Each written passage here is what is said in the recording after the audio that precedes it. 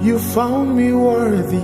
I heard you call my name, and then you showed me love. You filled my heart with love. Oh, yeah, take my heart, I give it to you. It belongs to you. You have taken zaidi kuliko watu wengine. Ni lazima hali yetu iwe hali ya kubadilika. Wimbo wa Yesu ulizirishwa naye Mungu Baba aliyetupenda. Upendo wa ajabu ili Yesu apate toa uhai wake kwa ajili yetu sisi. Wimbo wa Yesu ulizirishwa naye Mungu Baba aliyetupenda.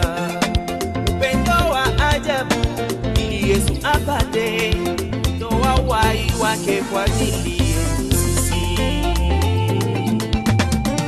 Upendo gani huo? Upendo gani huo Baba Mungu alionyesha kwetu, hata kamtoa mwana wake aje atufilie, ili kila mwamini yeye awe na uzima wa milele.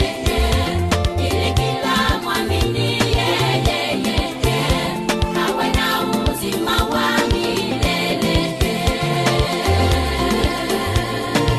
Upendo gani huo? Upendo gani huo Baba Mungu alionyesha kwetu, hata kamtoa mwana wake aje atufilie, ili kila mwamini yeye awe na uzima wa milele. Ili kila mwamini yeye awe na uzima wa milele.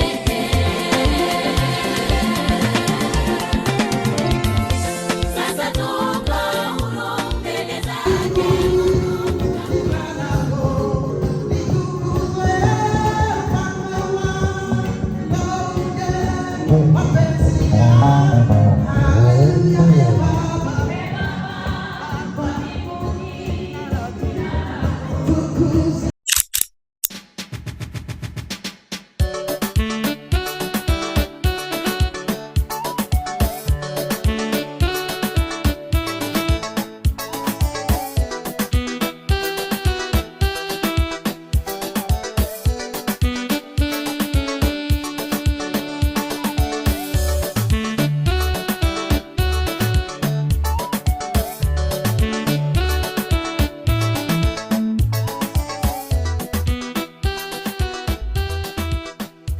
Na kama vile tukisema sisi, ukisoma katika kitabu cha Wakorintho sura ya 3 mstari wa 9, sisi wa Kristo tunaitwa tuko jengo la Bwana.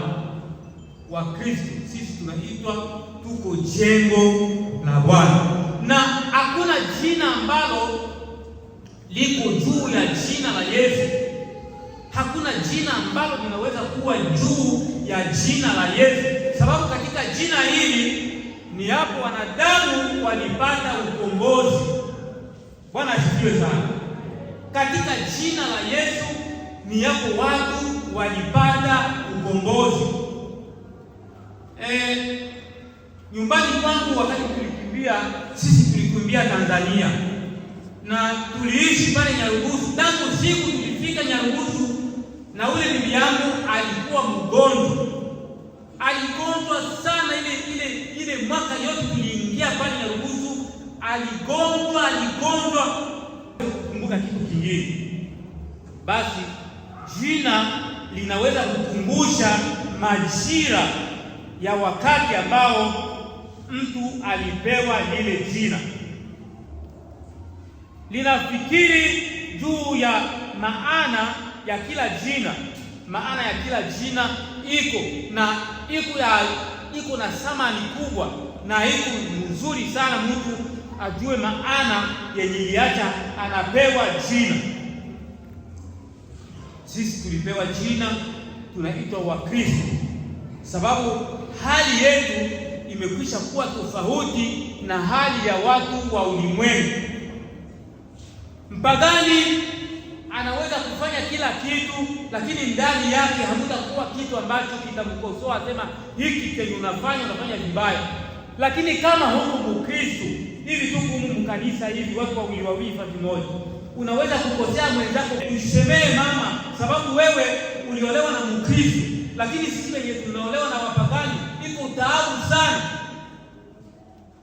Mama moja anasema bwana yangu anakunywa pombe, na kama anaenda tunaona wakati wako wa kurudia inakawia, tunasonga ugali tunatia pale, tunamwachia fasi yake pale.